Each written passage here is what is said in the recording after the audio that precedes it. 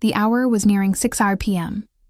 The busiest time of the day at the upscale restaurant in the city center was approaching, with orders flooding in. The kitchen buzzed with activity. The chefs were chopping, stewing, boiling, and frying. The waiters darted back and forth, carrying finished dishes out and bringing in dirty plates, which they dumped near the sink.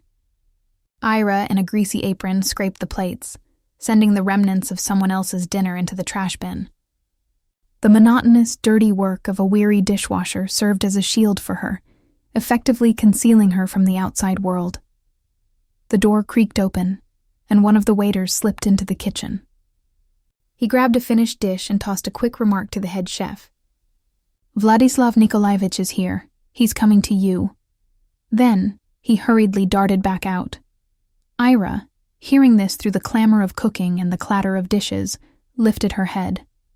For a moment, it seemed as though everyone in the kitchen froze, their gazes locked on the head chef.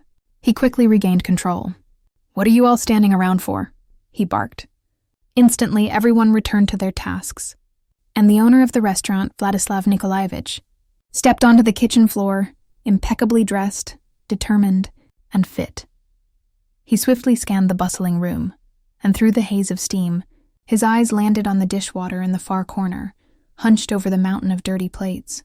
"Hey, you!" "Yes, you," he called sharply, not bothering to soften his tone. "You're the one I need," Ira jolted. She was used to being invisible, and the fact that someone, let alone the owner of the restaurant himself, had suddenly noticed her, standing amidst the pile of filthy dishes, left her stunned.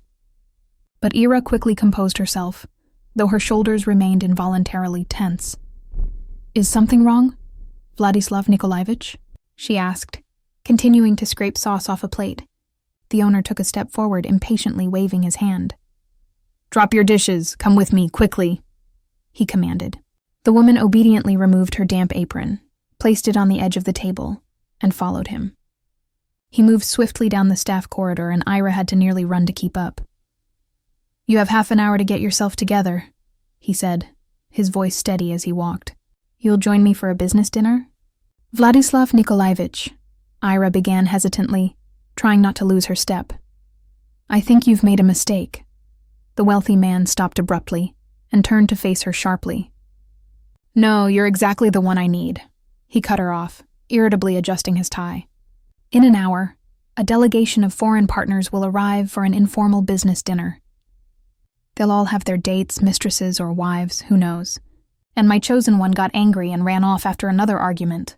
Well, let her go. Honestly, I'm relieved she won't be draining my energy for at least this evening." Stunned by his bluntness, Ira tried to argue. "But I'm not the first person in line, Vladislav Nikolaevich. There's Zofia Makarovna, the manager, a wonderful woman. Or you could take one of the waitresses." The restaurant owner, somewhat taken aback by such a bold suggestion, exhaled irritably. Zofia would work, of course, but without her leadership, the restaurant wouldn't handle the influx of clients. She has to stay in her position. It seemed as though he was almost justifying himself to her. Realizing this, he added, his tone growing more annoyed. "And the waitresses are just young girls. Either they'll start giggling stupidly or worse, they'll stare at the important guests. It would be nothing but trouble." He studied the exhausted face of the dishwasher more closely. "The machine's doing your job, so stop talking and get changed. We're running out of time. You'll play your role silently and then back to the kitchen," he concluded. Ira, looking at his expensive suit and remembering her worn jeans and faded sweater, suddenly stopped. "Fine, but on my terms. 2 conditions," she said.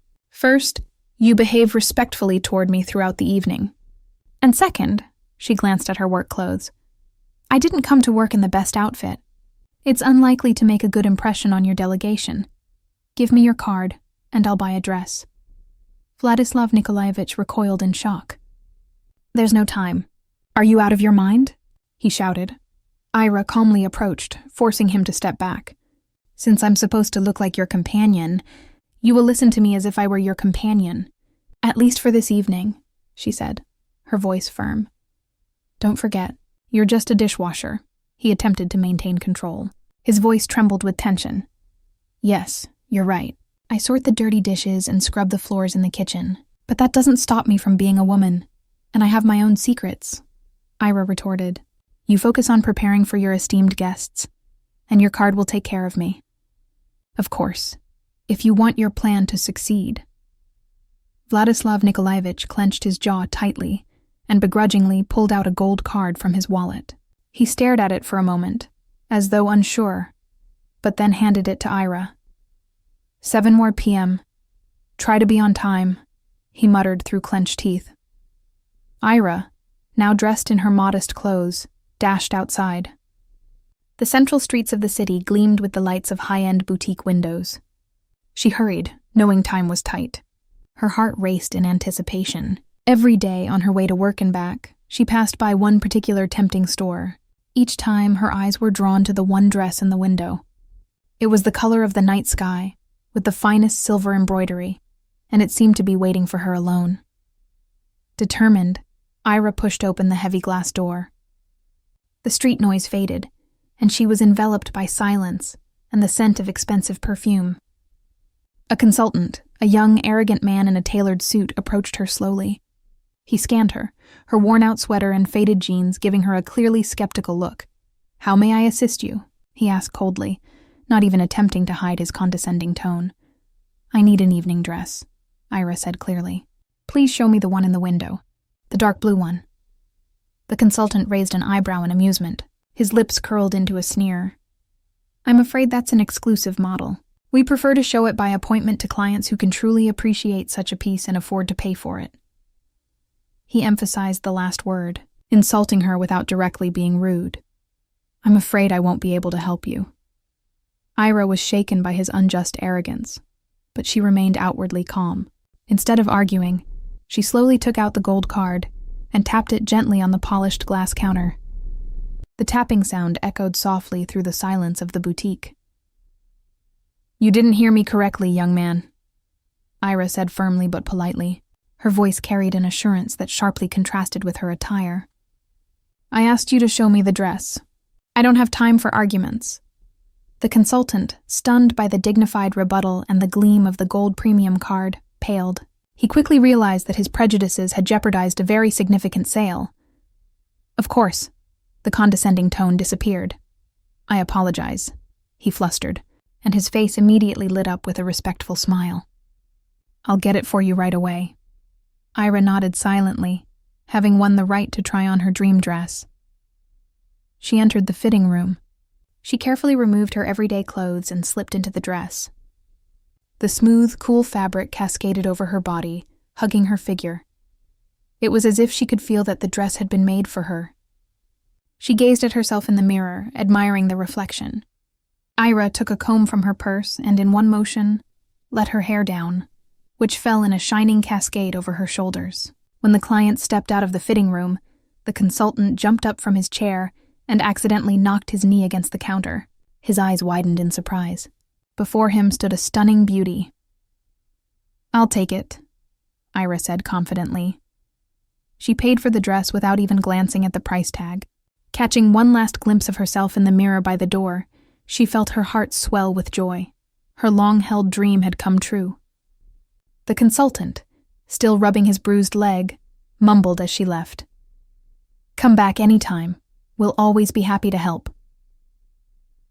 Ira nearly ran back through the evening city toward the restaurant.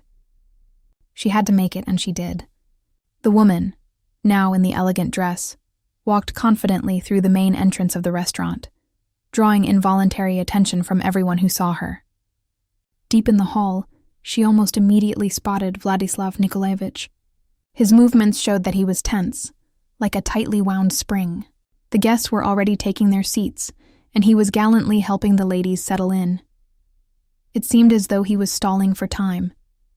The owner's gaze was frozen in cold fury, ready to descend upon the unfortunate staff. He turned once more to the entrance, searching for his employee, and suddenly he saw her, a breathtaking beauty. She radiated in the dark blue dress which accentuated her noble posture. The man froze, momentarily lost. Ira smiled at him and adjusted her hair. His face stretched in astonishment, then shifted to admiration. The hall administrator, Zofia Makarovna, with her usual respect, escorted the guest to the table where the boss was waiting, never suspecting who the guest was. "Allow me to introduce," the owner began, turning to his guests but faltering when he realized he hadn't even bothered to find out the name of his companion. "My fiancée, Ira," the beauty chimed in, flashing an enchanting smile at the guests and rescuing the boss from his awkwardness. The conversation at the table shifted to English, focusing on investment opportunities and business expansion. The guests, it turned out, were from a large European country. The discussion was interspersed with light, forced jokes and polite small talk. Ira remained silent, observing the guests, sipping premium mineral water, and poking at the expensive salad with her fork. A lady, adorned with a diamond necklace, addressed her in English. "You're so quiet, dear. What do you do in life?" Vladislav tensed nervously, translating his companion's question from foreign to native language. Ira smiled, and her response was elegantly polite, delivered in perfect English. "I dedicate myself to the arts, madam, and I cherish quiet moments," she replied. Vladislav looked at the dishwasher in shock, stunned by her flawless pronunciation and unexpected answer. Meanwhile, the conversation smoothly shifted to art. They all began reminiscing about the premieres they had attended recently and the exhibitions they had visited. Ira noticed the man with silvered temples, named Carlos, was studying her intently. Finally, he decided to ask her a question. "Forgive my persistence, madam, but," he began. "I spent a lot of time in Milan. Tell me, did you by any chance sing at the La Scala Opera House? You look incredibly like a famous opera singer whose posters lined the streets of European cities a few years ago." Vladislav tensed, unsure of what to expect. "Yes, I did," Ira admitted with dignity. It was as if Carlos had been struck by lightning. "My God, you're Irina Telegina," he exclaimed, mispronouncing her last name in his foreign accent. "That voice is unforgettable. We saw Traviata in Milan." Vladislav opened his mouth. Ira looked at her companion. He clearly hadn't anticipated this turn of events. It was obvious that even he knew the name Irina Telegina, the famous opera singer. He glanced at the now silent guests who were staring at her in awe. The fame of his companion had clearly made a tremendous impression on their partners. The negotiations concluded in a highly enthusiastic and genuinely friendly atmosphere. The ladies embraced Ira warmly, while the men gallantly kissed her hand. Vladislav knew that the business dinner had been a resounding success, and he owed the emotional reinforcement of trust to his mysterious companion. Later that evening, as he was seeing Ira off home, Vladislav said, "Irina, you're an incredible woman. You've strengthened my position. I've never seen such an impression made. But I don't understand. A person with such a past and such talent. Are you hiding from someone, Irina?" He looked into her eyes intently, but didn't wait for an answer. Then he kissed her hand and let her go. The next morning, Ira struggled to get out of bed, intending to dress and go to work. But she stopped. Her body seemed to betray her, apathy consuming her. Emotional pain hit her in waves, each one stronger than the last. She felt utterly drained, as though someone had drained all the life out of her. The events of yesterday, the dinner, the luxurious dress, the bright lights, the admiration of those men and women, speaking in English. Everything had once again exposed the chasm between her great past and her humiliating present. She collapsed onto a chair, unable to move from the emotional shock she had experienced. A vivid memory overwhelmed her once more, the evening in Milan, when her Traviata performance had set the European elite alight. Behind the scenes, her impresario and her lover, Mark, had been waiting for her. In his eyes burned irrational, possessive jealousy, destroying all pride. He demanded that she immediately agree to a new world tour, despite her utter exhaustion. "Is this what you want?" he whispered, grabbing her hand. "Yes, these applause, this fame. You've forgotten who made you? Me. Now that you have it, you think you can leave me?" His possessive jealousy and fear of loss, combined with her exhaustion and the demands of performing, had led to catastrophe. The nervous breakdown had occurred right on stage. Ira felt a sharp, searing pain in her throat, and the sound stopped on a high note. Doctors declared that her voice was lost due to a hemorrhage in the vocal cords, triggered by the breakdown. They told her that recovery would require not only absolute rest, but also a high-tech surgery, followed by long and expensive rehabilitation. Mark had abandoned her as soon as he found out she could no longer perform. He cursed her for his financial losses, having invested all his money in her world tour. Without his connections and resources, she couldn't afford such treatment. The singer dropped her hands, and over time, she faded into obscurity. Ira shuddered, curling up on the bed. The merciless Vladislav had benefited from the previous evening, but she had lost everything again, her secret, her fragile emotional balance. She spent the entire day in oblivion, in a strange half-sleep, not reacting to anything.